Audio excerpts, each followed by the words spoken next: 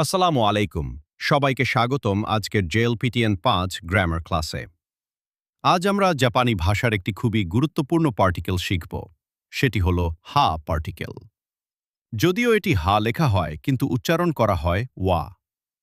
জেএলপিটিএন ৫ পরীক্ষায় এই পার্টিকেল অনেকবার আসে, তাই এটি ভালোভাবে বুঝে রাখা খুবই গুরুত্বপূর্ণ।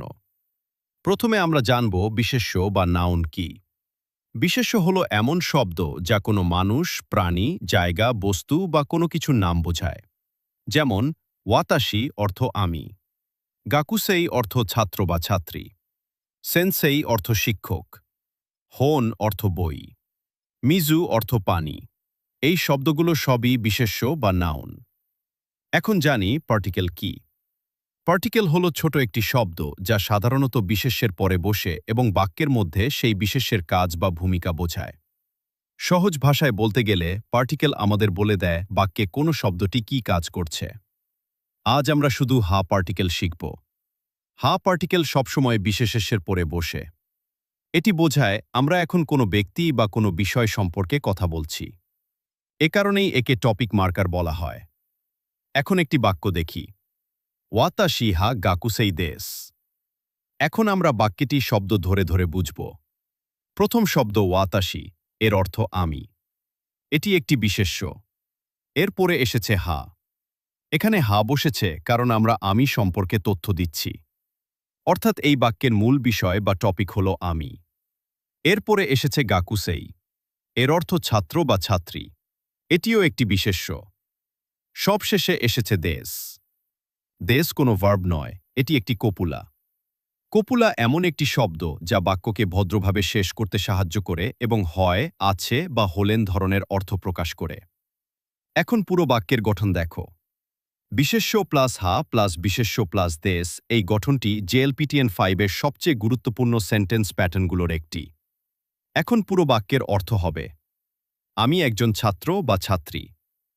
আরও একটি উদাহরণ দেখি। ওয়াতাশি হা বাংলাদেশ চীন দেশ। এখানে ওয়াতাশি একটি বিশেষ্য।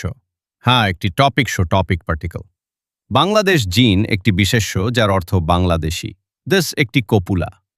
তাহলে পুরো বাক্যের অর্থ আমি একজন বাংলাদেশি। এখন একটি ভুল বাক্য দেখি। ওয়াতাশি ও গাকুসেই দেশ। এই বাক্যটি ভুল, কারণ ও পার্টিকেল ব্যবহার করা হয় তখন যখন বাক্যে কোনো কর্ম বা অবজেক্ট থাকে। উদাহরণ হিসেবে, আমি বই পড়ি। এখানে বই হলো অবজেক্ট, তাই সেখানে ও পার্টিকেল ব্যবহার করা হবে। কিন্তু আমি একজন ছাত্র, এই বাক্যে কোনো অবজেক্ট নেই। এখানে শুধু নিজের পরিচয় দেওয়া হচ্ছে, তাই এখানে হা ব্যবহার করতে হবে। এখন তোমাদের জন্য একটি ছোট অনুশীলন। নিচের শব্দগুলো ব্যবহার করে একই নিয়মে বাক্য তৈরি করার চেষ্টা করো। সেনসেই শিক্ষক, গাকুসেই ছাত্র বা ছাত্রী, নিহনজিন জাপানি, কাইশাইন কোম্পানির কর্মচারী। বাক্যের নিয়ম হবে বিশেষ্য প্লাস হা প্লাস বিশেষ্য প্লাস দেশ। যেমন ওয়াতাশি হা সেনসেই দেশ, অর্থ আমি একজন শিক্ষক। অথবা ওয়াতাশি হা কাইশাইন দেশ, অর্থ আমি একজন কোম্পানির কর্মচারী। আজকের ক্লাসে আমরা শিখলাম বিশেষ্য বা নাউন কি, পার্টিকেল কি, হা পার্টিকেল কেন বিশেষ্যের পরে বসে, এবং বিশেষ্য প্লাস হা প্লাস বিশেষ্য প্লাস দেশ এই গুরুত্বপূর্ণ সেন্টেন্স প্যাটার্ন। বাড়ির কাজ হিসেবে আজকের নিয়ম ব্যবহার করে নিজের সম্পর্কে অন্তত ৫টি জাপানি বাক্য লেখার চেষ্টা করবে। পরবর্তী ক্লাসে আমরা শিখব হা পার্টিকেল এবং গা পার্টিকেলের মধ্যে পার্থক্য। জেএলপিটিএন ৫ পরীক্ষায় এই বিষয়টি খুবই গুরুত্বপূর্ণ। আজকের ক্লাস এখানেই শেষ। ধন্যবাদ। আল্লাহ হাফেজ।